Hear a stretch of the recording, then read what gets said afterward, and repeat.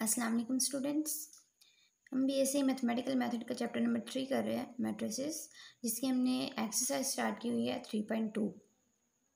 Okay, तो आज हम क्वेश्चन नंबर स्टार्ट करेंगे 3। क्वेश्चन नंबर 3 में है कि इफ़ A इज़ इन्वर्टिबल, ठीक है, अगर तो A इन्वर्टिबल हो। ओके, तो invertible mean non singular. Okay, ये आपके पास ए नॉन सिंगुलर है, इट्स मीन आपके पास determinant of A not equal to zero. Okay, आपके पास डिटर्मिनेंट ए का जो डिटर्मिनेंट है वो ज़ीरो नहीं है। ज़ीरो के अलावा आपके पास कोई भी इंटीजर है, कोई भी डिजिट है, नंबर है, सॉरी। तो if A is invertible and A B is equal to zero, ये गिवन दिया है उसने कहा ए जो है वो इन्वर्टिबल है और ए बी जो है वो ज़ीरो के इक्वल है, तब आपने ये प्रूव करना है कि बी भी ज़ीरो के इक्वल है। ठीक है, अगर ए बी ज़ीरो के इक्वल होता है तो ऑब्वियसली आपको पता है जो ए है इसको हम ऐसे लिख सकते हैं, ए बी को इक्वल टू ज़ीरो। यहाँ पे ए भी ज़ीरो के इक्वल है और बी भी ज़ीरो के इक्वल है। ओके, तो ये चीज़ हमें यहाँ से पता चल रही है कि ए बी उसने ज़ीरो दे दिया तो ऑब्वियसली जो बी होगा वो भी ज़ीरो के इक्वल होगा।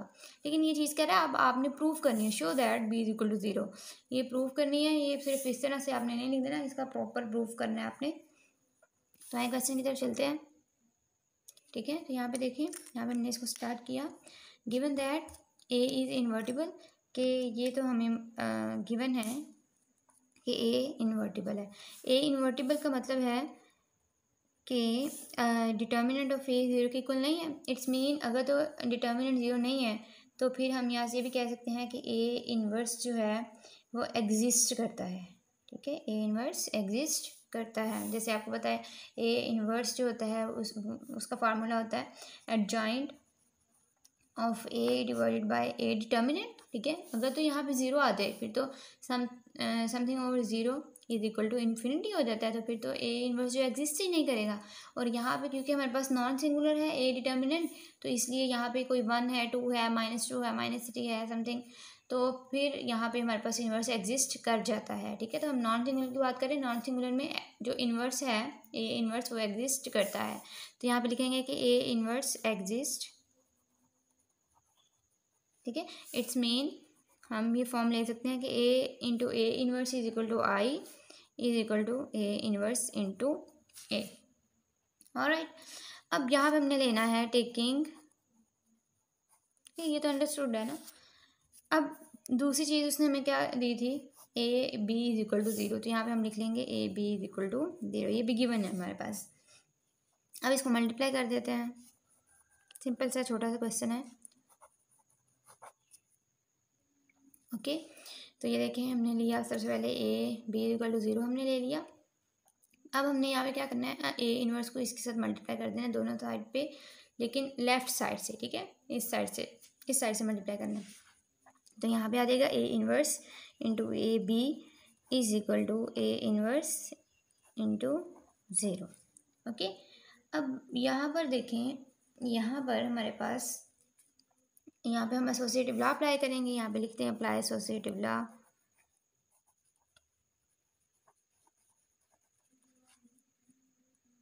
तो अप्लाई करें तो रीग्रुपिंग कर देंगे हम। पहले ए बी ग्रुप बनाया था, अब ए इन्वर्स और ए ग्रुप बना लेंगे। तो यहाँ पे देगा A inverse into A into B is equal to, ये इससे मल्टीप्लाई होगा, यहाँ पे आ जाएगा ज़ीरो हमारे पास। अब आपको पता है यहाँ पर यहाँ से इसको कहते हैं इक्वेशन नंबर 1। यहाँ पे लिखें from equation number 1 A inverse into A किसके इक्वल है, आई के इक्वल। तो यहाँ पे हम आइडेंटिटी मैट्रिक्स लिख देंगे। ठीक है, आई लिख देंगे यहाँ पे हम। ओके, लुक, तो यहाँ पे हमारे पास आ गया। अब आइडेंटिटी मैट्रिक्स के साथ जिसको भी मल्टीप्लाई करें तो हमारे पास आइडेंटिटी मैट्रिक्स नहीं आता, दूसरा मैट्रिक्स आ जाता है। तो यहाँ पे आ जाएगा हमारे पास बी, इसको मल्टीप्लाई इसको इसकी जगह पे फिर जब मल्टीप्लाई करने से हमारे पास बी आ जाएगा, तो यहाँ पे हम पुट कर देंगे B is equal to zero. Okay, तो which is required, which is required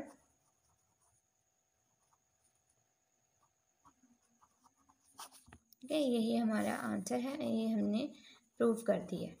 okay, यही उसने कहा था कि अगर तो आपके पास ए इन्वर्टिबल है और ए बी जो है वो 0 के इक्वल है, तो आपने शो करना है बी भी 0 है। तो ये हमने प्रूफ कर दिया। ओके जी, तो स्टूडेंट्स नेक्स्ट क्वेश्चन है हमारे पास क्वेश्चन नंबर 4। ठीक है, क्वेश्चन नंबर 4 में देखें, let A and B be distinct n cross n matrices with the real entries.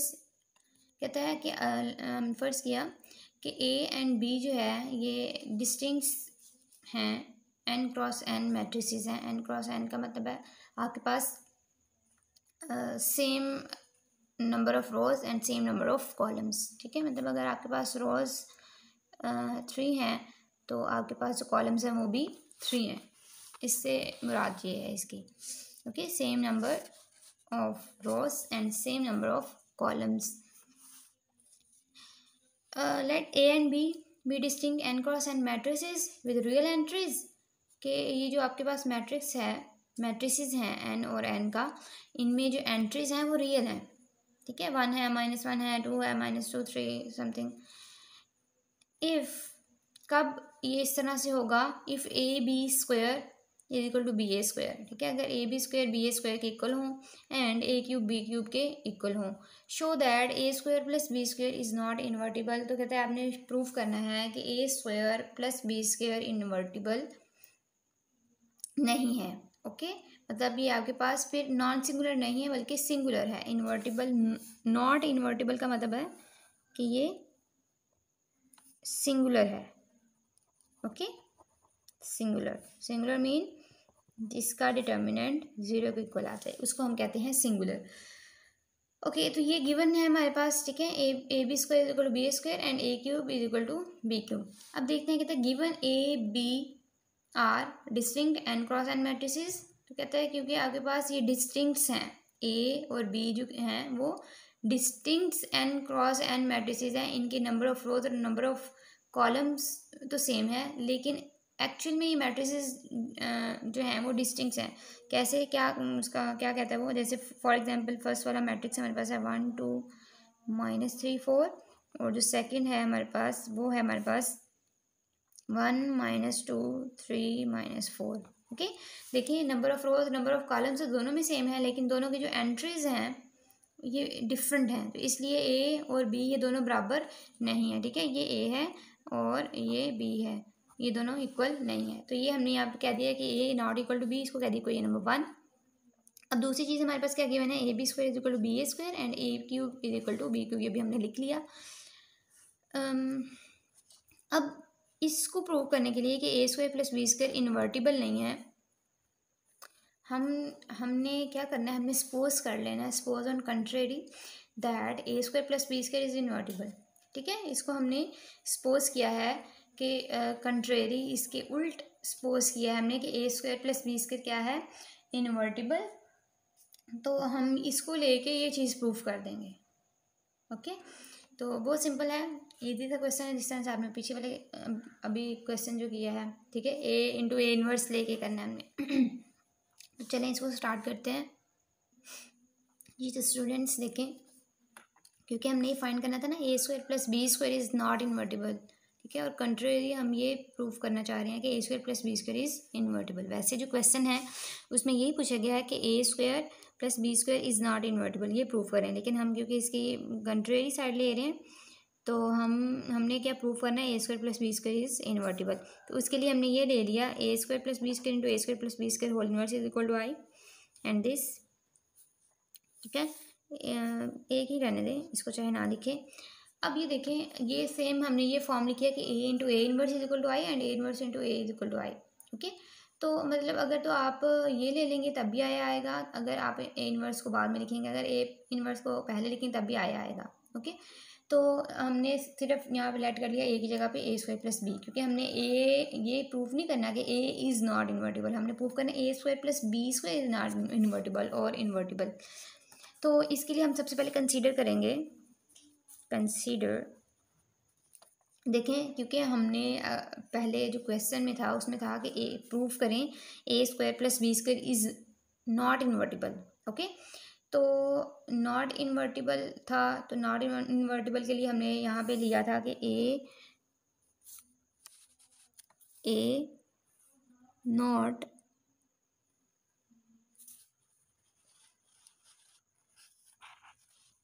A not equal to B.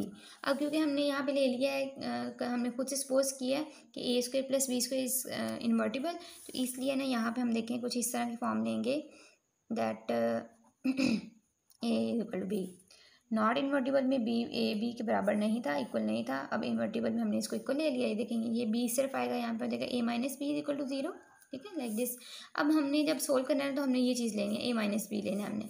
तो यहाँ पे हमने कंसीडर किया दैट ए माइनस बी ये बराबर होता है आई into A minus B, okay, ठीक है ना। जैसे ए इक्वल होता है आई इंटू ए होता है ना, ठीक है। ए को आई से मल्टीप्लाई करें तो ए ही आता है, आइडेंटिटी मैट्रिक्स से ए ही हमारे पास आएगा। इसी तरह यहाँ पे हमने ए माइनस बी लिया, ए की जगह पे is equal to I into A minus B. अब चूंकि हमें पता है कि A square plus B square into A square plus B square whole inverse is equal to I के इक्वल होता है। तो अब यहाँ पर हमने क्या करना है, यहाँ पर हमने मल्टीप्लाई कर देना है, ठीक है। आई की जगह पे हम ये पुट कर देंगे, तो यहाँ पर हमारे पास आ जाएगा A minus B A square plus B square into A square plus B square whole inverse, साथ में आ जाएगा ए माइनस बी। ऑलराइट, अब हमने क्या करना है, देखें इसको ना हम ज़रा आगे पीछे कर लेते हैं, रीअरेंज कर लेते हैं। रीअरेंज में हम क्या करेंगे, इसको पहले लिख लेते हैं A square plus B square whole inverse, बाकी साथ में हमारे पास आ जाएगा A square plus B square and A minus B, okay. ये एज इट इज़ रहेगा हमारे पास। अब जब इन दोनों को मल्टीप्लाई करेंगे A square plus B square inverse है, सॉरी यहाँ पे, ठीक है, होल इनवर्स, किसको मल्टीप्लाई कर दें, सबसे पहले ए स्क्वायर को ए से मल्टीप्लाई करेंगे, ठीक है।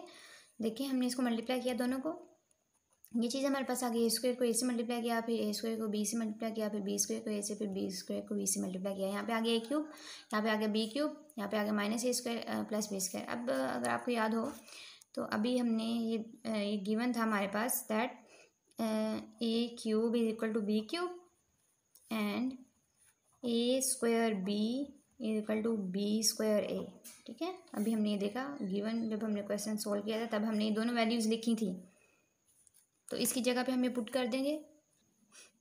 जी तो स्टूडेंट्स देखें, मल्टीप्लाई पुट करने के बाद ए क्यूब की जगह बी क्यूब और ए स्क्वायर बी की जगह बी स्क्वायर ए की जगह पे ए स्क्वायर बी पुट कर दिया हमने, तो ये बी स्क्वायर कैंसिल, ये ए से कैंसिल, बाकी हमारे पास जीरो आ जाएगा। तो जीरो इस इनवर्स से मल्टीप्लाई होकर जीरो हो जाता है, तो A minus B is equal to zero. अब एक यहाँ पे देखिए ये माइनस बी ए सिर्फ आएगा तो ये प्लस बी हो जाएगा, okay. A is equal to zero plus B, तो हमारे पास जो सिंपल फॉर्म रहेगी हमारे पास आ जाएगी A is equal to B, okay, ठीक है। तो ये हमारे पास आ गया। अब यहाँ पे हम ज़रा इसको थोड़ा सा कर लेते हैं, एक दो लाइनें ही हैं हमारे पास, ओके। अब ये हमने प्रूव कर दिया ए इक्वल टू बी, ठीक है। स्टार्ट पे देखे ना, मैंने आपको स्टार्ट पे ये चीज़ बताई थी कि क्योंकि हमने वैसे तो हमने प्रूव करना है कि ए जो हमारे पास है A square plus B square is not invertible, ठीक है, ये इन्वर्टिबल नहीं है, ये चीज़ हमने प्रूव करनी है।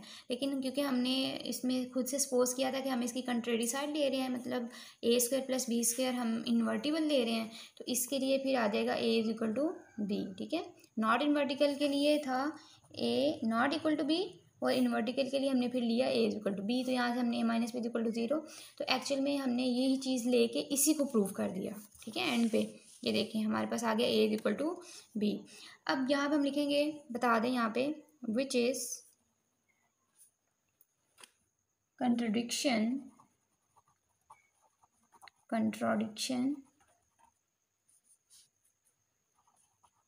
ऑफ इक्वेशन नंबर 1, ठीक है। तो हमारे पास जो हमने इक्वेशन नंबर 1 ली थी A not is equal to B, जिसको हमने इक्वेशन नंबर 1 का नाम दिया, ये उसकी कंट्रोडिक्शन है, उसका उल्ट है दैट वो इक्वेशन नंबर 1 हमारे पास थी that A not equal to B, ठीक है, डिस्टिंक्ट्स हैं क्यों, इसलिए ये नॉट इक्वल टू बी है, ठीक है। ये डिस्टिंक्ट्स है ना दोनों, इसीलिए दोनों इक्वल नहीं है सिंस, तो यहाँ पे हम क्या देंगे, A square plus B square is not invertible. Okay, तो ये हमने इसका प्रूफ कर दिया। ठीक है, समझ आ गई है। तो ये था हमारे पास क्वेश्चन नंबर 4। नेक्स्ट हम क्वेश्चन नंबर 5 स्टार्ट करेंगे। एचेलॉन फॉर्म है, ठीक है, इसमें क्वेश्चन नंबर 5 में, और रिड्यूस एचेलॉन फॉर्म है। ये क्वेश्चन इजी है, सिंपल है। तो इंशाल्लाह नेक्स्ट लेक्चर में हम इसी को डिस्कस करेंगे। तो बाकी अगर आपको किसी चीज़ की समझ नहीं आए तो आप लाजमी कमेंट करिएगा। अल्लाह ताला आपको कामयाब करें। अल्लाह हाफिज़।